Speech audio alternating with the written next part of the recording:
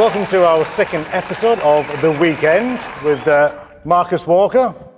And Marty. Hello there. We don't want to spend too much time rambling on, although that is what you're here for. That's all we do. Because this week we've got an unbelievable guest who is just a fantastic communicator. Whether you have any interest in his industry, and Marcus absolutely does, he was awesome. Our guest was a sensational communicator, and we had a great time chatting to them, and we would love to keep going and chatting all day. So, as I said, we've got a fair bit of work for you to do to try and edit it down to make it fit on the internets. Yes, the internet has a bandwidth. It's running low. We don't use the whole webs up. Exactly right. So anyway, I mean, just we've gone too hard too early and got the guests of guests. We were aiming at, and this is no disrespect to whoever may come on, we were aiming at fish and chip shop runners and maybe the candlestick maker. And then we just got a superstar who grew up in Rosanna, lives in Heidelberg, is passionate about this area, which is exactly the kind of guest that we want. Maybe it's just too and out. Maybe we've just peaked too early. I don't know where we can go from here. And I think you said it was like that, the difficult second album. Exactly right, yeah. Yes. And there was no difficulty because we just said hi and off he went. And then we just sat back for an hour, so it was great. No, that was very good. And thank you very much to this guest for appearing on our humble show.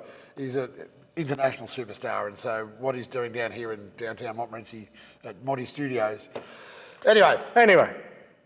Speaking of Monty Studio, you've had a busy weekend? A very busy weekend. So, yeah, work Saturday, work Sunday, which I'm fine with. No money, all gratis. So there was your community hours. Yeah. Ticking off the community hours list. But the Be Wise walk on Sunday was fantastic. Got there down at Banyule Cricket Ground, all set up. The family was there, a lot of activity. I thought, right, there's Richard. He's an ambassador for the Pat Cronin Foundation. I'll go and interview him, set him there. Now, I had two mics because I'm paranoid about audio, because you can't, when the film's on, you've got a red light flashing and you can see it. Audio, who knows? So, interviewed him, great, fantastic. He goes back into his group, cool, press the button, no audio. Hadn't turned not one mic on, but the second mic on. Winning. Well, people complained to me about the audio last week. They could hear me. Yes. Anyway, the first day of spring when it gets hot, it just nails you. So carrying all the equipment, or video equipment, camera equipment. And you've got a fair bit of equipment. I mean, I'm looking around here now. There's just cameras everywhere. Well, all my equipment needs to fit into a hold-all, basically. So 2 cameras, a drone, microphones, tripods, monopods, batteries, spare batteries, iPads. So bit of equipment, but it was a fantastic day. And the car show went off. It was a great success as well. Indeed. I didn't get up there later. I was up there earlier on their way through for a bike ride. And there's certainly a lot of cars in Weir Street. It was chock-a-block with hot rods and cars and people. Yeah, I heard it was a lot of really good feedback I heard. So fantastic. Not entirely sure what's coming up this weekend. I assume everyone's just going to stay in and watch the weekend, I believe. That's what everyone's going to do Tune in. Coming up. So without any further ado, we'll crack straight on to our special guest, and I hope you all enjoy it. Thanks, Marcus. Cheers. Thanks, mate. Thanks.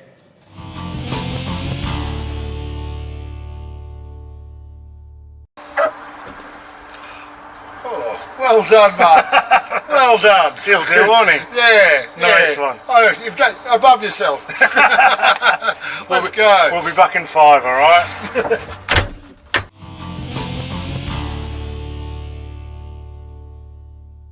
All right, so we've got a very special guest this week, our first cab off the rank, and he's just managed to get out of the boot of the car, which is fantastic. We welcome to the weekend the one and only Matt Keenan. Is this like being in pole position in the F1 Grand Prix? First cab off the rank. I'm loving it. Marcus, I'm ready to roll here. Well, thanks, Matt. Thanks for turning up and being our number one celebrity, and we really don't know where we're going to go from here, though. Pretty much. I think we've probably used our best card straight up. But anyway, it's a bit like running a little Scalextric show and then having Lewis Hamilton rock up just as a first guest. I mean, like, I think you're overselling me.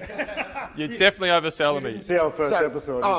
So for those that don't know, Matt's probably known now as the voice of cycling. Thanks, the Mark. second voice of cycling. I mean, you're the Brian Jones of... Brian Jones? Well, the new guy in AC/DC. And so, like Phil Liggett and everything used to be the number one commentators, and now you've... Yeah.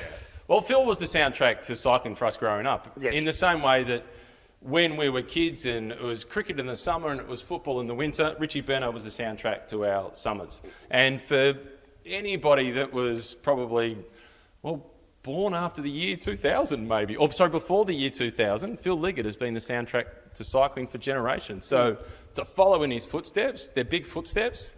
And I've often been asked the question, do you want to be the next Phil Liggett? Well, no, I don't. Because there is no next Phil Liggett. I want to be the first Matt Keenan.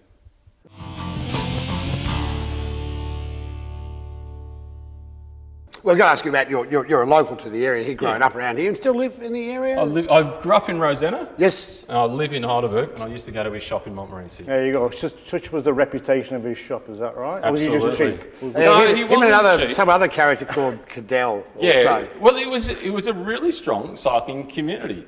And I started in track cycling and road cycling. But in 1992, I did my first mountain bike race up at Mount Buller. And you'll remember these names. I got a lift there with Russell Collette, who was from Bundoora. I borrowed a bike off Craig McLean, who grew up in Banyule, and I borrowed some shoes off Greg Ross, who had a panel beating shop in Albert Street, Preston. Yes. And I had none of my own equipment. It was the community that brought it together. It was too. He used to give everyone a lift. You'd always get a phone call. Oh, you going to so-and-so? Can I get a lift with so-and-so? Yeah. So you'd load the car up with bikes and you'd head up to a race somewhere. So... although the pros used to ride there, that was always disturbing. We're always getting excited. We're racing in sport or novice or hack or something. We're all sort of eating the energy gels. And yeah, but as a young kid, as a 15-year-old coming into the sport, I was one of 7 kids. Right. So mum and dad were pretty busy. And they were pretty happy with my siblings playing netball or basketball or tennis or football because it was all local and there were plenty of other families that they could get a lift with. And I decided that I wanted to do cycling, and first road race was in Seymour. Well, you've got to get on you had to work the phones, Marcus, and you had to ring the club president who'd give you a phone number for somebody else. You'd have to ring that person to ask them for a lift. And as a 15-year-old, when you're ringing somebody who's a 26-year-old plumber or a 28-year-old accountant, it feels like a big deal. But it was a really good education.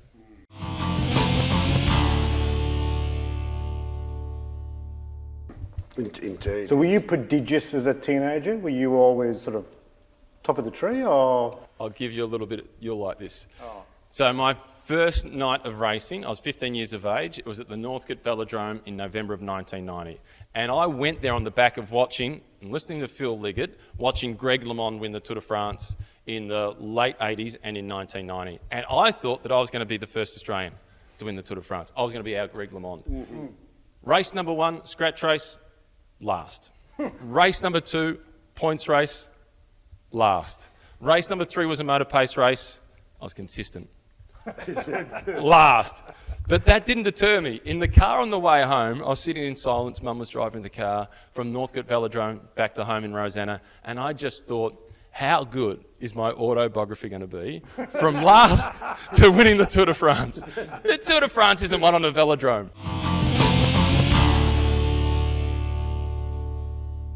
You've got to the stage now where obviously you are at the top end of your profession. You go back to being 15, 16, 17-year-old. So what happens from the Matt Keenan who's riding a bike wanting to win the Tour de France and be a superstar? And he's changed to go to the Tour de France. I remember... I had stages, Marcus, to get back to go. I thought... I listened to an interview with Christian Horner, the Red Bull principal, and he said, so he had, his whole ambition was to be a Formula One driver, and he backed himself, he almost created his own team, and he got to, I think it was in Spa, a corner that was flat out. Pablo Montoya's in front of him, took it flat out, and his brain couldn't put his foot to the pedal to go flat out through this corner. He goes, I can't make it. And he goes, from that moment then, I decided I can't be a racing car driver because I can't do what this guy's done. Yeah. I want to put my energies into a different part of the sport that I love. Yeah. I don't know if there's any parallels with anything that you have done, but I thought that was a good way in which you can all immediately go, nah, I need to change that compass dial a little. Yeah, well, it is I'm not exactly Red Bull, but the story from track racing, I raced on the road and I had some success. I finished top 10 at national championships, top 10 at the Australian Road Series. In 1996 was the first year they introduced under 23s at the World Championships. I was the first under 23 at the Australian Championships. Raced overseas as a 20-year-old. Didn't get the results that I wanted to get. Came home and went back to school and did VCE as a 21-year-old at TAFE in Preston, St George's Road, Preston, and then got a bunch of results that justified me going to Europe again. 22, I raced for a small French club, and I had the target, I have to win 4 races for this season to justify going back again and continuing to chase that dream. I didn't. I won 2 instead of winning 4. So I gave up the dream of becoming a professional cyclist. And that was your choice? That was my benchmark? Call. That was my benchmark. Yep. I'd set that benchmark for myself based on what I knew about what required to get a professional contract, how good you needed to be. And that was my spa moment of not being able to go through that corner with the throttle fully open. I knew intrinsically that I wasn't good enough. And it wasn't a lack of effort. It wasn't a lack of opportunity. It was just a lack of talent. I just wasn't good enough. Well, there's talent and dedication. Now, you've got to be a freak of nature to be there and dedicated. So it sounds like you're well dedicated. I was dedicated. I just wasn't. Not a freak. I just wasn't a freak. I'm just.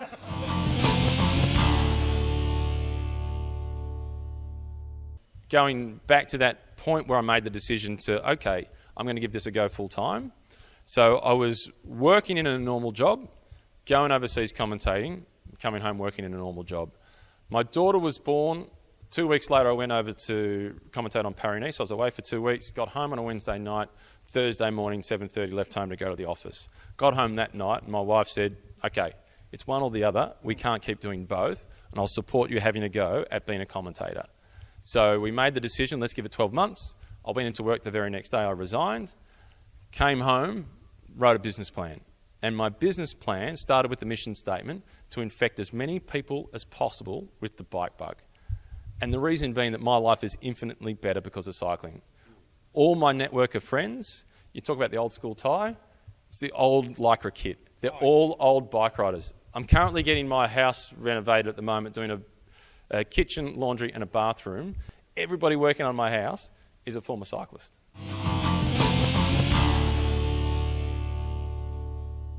Genetically, what could have, so if you could go back to the human being drawing board, what could have made you a better cyclist? Because as arms on it. Well, as a complete layman, people talk about, Miguel Indurain was a perfect specimen for riding a bike. I got no idea what that means. So are you able just to not break down your body, but explain what that is? The simplest way to explain it is some people have a better ability to convert oxygen into energy than others do. And that is, a good measure of that is your VO2 max. Most people have a VO2 max around the 40 range.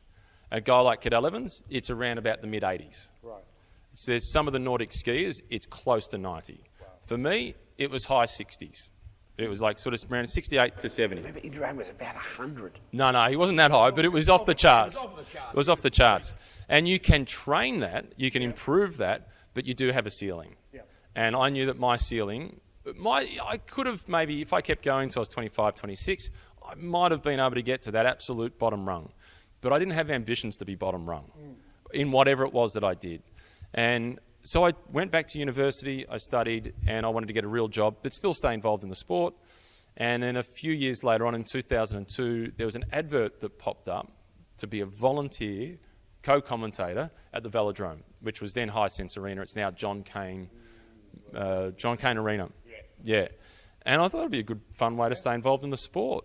And I went, it was Melbourne Cup on Wheels. I got absolutely addicted. There was 5,000 people there. I'm a middle child. And I had the microphone. Richard England won the race. We referred to him as Dick London. Got a laugh from the audience. And I was hooked. And then a little bit like Red Bull in terms of what it did for me was I figured maybe there's more than one way to skin a cat. Sure, I couldn't win the tour. Couldn't win a stage at the tour. I couldn't get a start in the tour. But maybe there's another way to get there.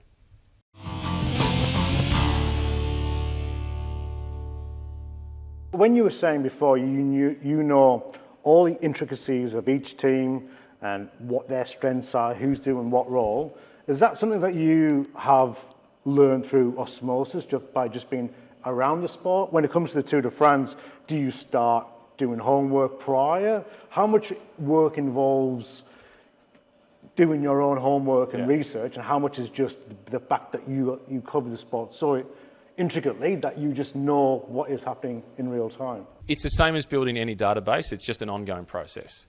So there's no racing on at the moment, but part of my daily routine is to read all the various cycling websites to see who's at what training camp, what they've got for their schedule for the season, who's swapping teams, what any of the changes are in terms of the sports directors at various teams. So I'm just reading it all the time. Yeah. And if I had a normal job, I'd probably be reading it anyway on somebody else's time. So it doesn't feel like work to me because I'm reading that anyway. And then each race, you accumulate more information. So the Tour Down Under, you get a bit more information on the riders that you commentate on there. Then at Paris-Nice in March, then the one-day classics in April. And it's just a bank of knowledge that builds up. Then when I'm at the Tour, which is the main race we're on the ground, before COVID I used to be in Europe for a lot more races. I'd be in a hotel bed for 6 months of the year. But now, in the truck that we commentate from, which is on the finish line, downstairs of the truck is all the TV broadcasters, upstairs is radio, and it's all the various languages and nationalities. So remember when you were at school as a kid and you'd trade footy cards? Well, you'd trade information. Right. So I go into the Norwegians, I want to find out something about some obscure Norwegian that I don't know much about. So I'll ask them a couple of questions about the Norwegians and I'll tell them something about an Aussie that's making his debut.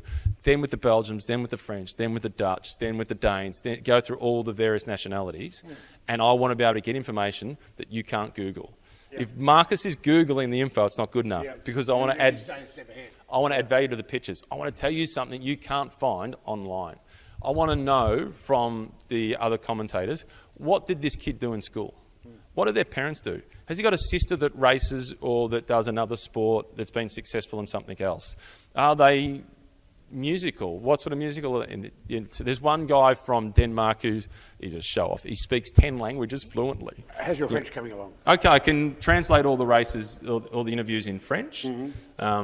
Spanish can kind of piece it together a little bit. My Italian's no good, but what they generally do for the world feed is they ask everybody questions in English and then they'll do a couple of questions in their native tongue. If they can't speak English, then you just get it in whatever their native tongue is.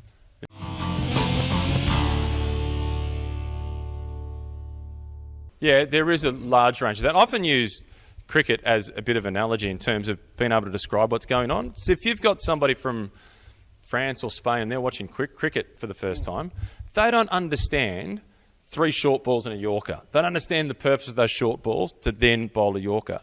And I recognise that the Tour de France in particular is vastly different to watching Paris-Roubaix or the Olympics, where there's individuals rather than teams. Yeah, and some of the other races we just got cycling aficionados watching. That's not the case with the Tour de France.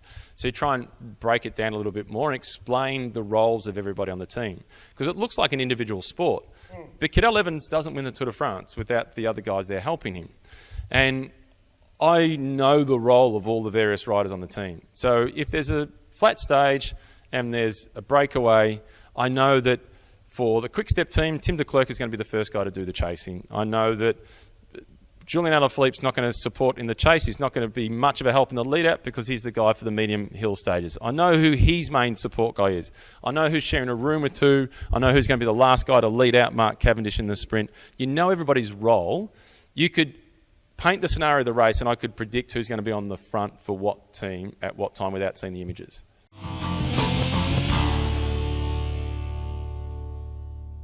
As I said, the question I asked you earlier, of course, which was, had two-way radios destroyed the Tour?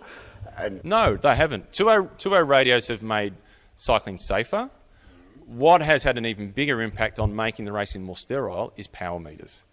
Exactly. So explain to this guy what a power meter is. So a power meter measures how much power in watts you're producing with each pedal stroke. Yeah. And you can work out what your threshold is, what your red zone is, what your limits are, based on the training data that you gather and how many watts that you can produce and how long you can sustain that for. So when we're on a mountain stage, if I'm looking down at my power meter and I'm supporting the guy in the yellow jersey and I'm riding at 380 watts, I know I can do that for 20 minutes or 30 minutes. And somebody launches this big attack and it looks really spectacular on television and the people should be thinking, oh, they need to respond to that. But I know that if I'm going to be riding at 380 watts for the next 20 minutes, that guy's got to be doing 400. And I know that guy, and his results are equal to mine. He can't sustain that. So I don't have to react immediately. I can just be patient. He's going to blow up anyway. So it makes it much more scientific as opposed to the art of racing. Is that data well known across the teams, or is that individually? It's individual and then in the teams. And But does one team know another team's data, or is that? They'd have a rough idea without knowing it specifically. But if I'm it's called a sports director in cycling, but we'll call it like a team coach. Yep. They're in the team car and they're on the race radio, and they can say, don't worry, we know this guy. He can't sustain that for that long. We know what you can do. We need you to ride for the next 10 minutes at 130 watts. Or, 390 watts, or whatever it may be. Martin's taken off the front. We can let him go. Yeah. You'll catch him, no worries. Yeah, that's a TV time attack. Don't worry about that one.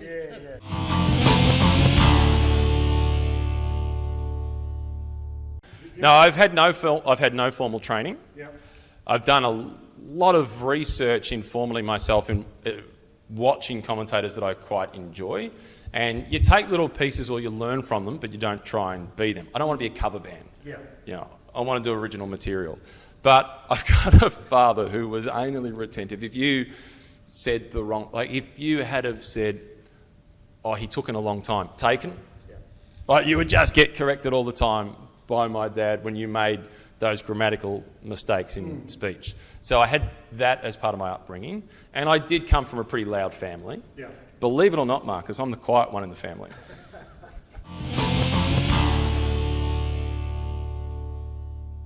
So before COVID, my commentary wasn't exclusively for SBS. I'm still freelance. I'm not employed I'm employed per event by SBS for most of the work that I do, but I'll do the Tour Down Under with Channel 7, for example. But prior to COVID, I worked mainly for ASO, which is the company that owns the Tour de France. So I would do the Tour of Qatar for them, Tour of Oman for them, Paris-Nice, Criterium Dauphiné, Tour de France, Tour of Spain, and you're commentating for about 43 different networks around the world. So Northern Ireland's taking your coverage, a lot of the African countries are taking it, particularly South Africa. It's going into the Middle East.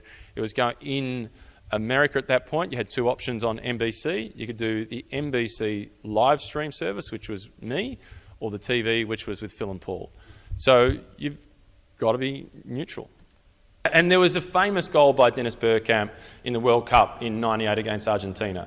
And I don't speak Dutch. I can understand a little bit of it, but that commentary is one of the clips that I love seeing all the time. It's simply Frank de Boer met the ball. How good for Dennis Bergkamp. Dennis Bergkamp. Dennis Bergkamp. Dennis Bergkamp. Goal! Dennis Bergkamp.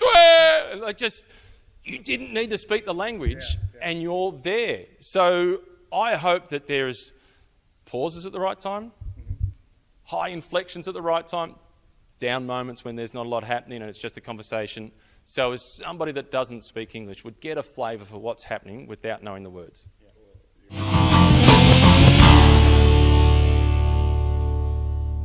Bump into those people, and a guy like Marcus, when I first started to get into cycling, Marcus didn't run a business. He was like a community help group for the rest of us cyclists. You were so generous in helping 15 and 16-year-old kids coming into your shop that would be there for an hour, and you knew they weren't going to spend a lot of money. And part of my Saturday morning ritual often was listening to Marcus on Triple R. It was then Run Like You Stole Something. It was on straight after you. And when I made the switch of, okay, I'm going to pursue this commentary gig and see if I can turn that into a living, I took a leaf out of Marcus's book and I started doing community radio every Saturday morning out at Western FM. I'd do the Puma Sports show, which we didn't have an audience, but it was a great training ground. And I volunteered commentating at track races. I spent about 5 years volunteering commentating at small club races, doing community radio, doing whatever bits and pieces I could get. So when the opportunity was there, I was ready. Because you might only get that opportunity once. And you were a big part of that. You don't know it, but you had a significant influence on the way I went about it. So thanks. Well, thank you very much. I'm pretty good, but anyway. No, it won't. Thank you so very much, and thank you for the kind words, and thank you for turning up and being our number one guest. Thanks. Gentlemen, thank you very much. I'll be Uncle Doug here, and give you a small gift, the chocolatier chocolates from locally made. Haven't got any Bataki? No, and we haven't got any Patra orange juice, and we couldn't get Polaco shirts. I'm sorry. The wood chop and the handball coming up next.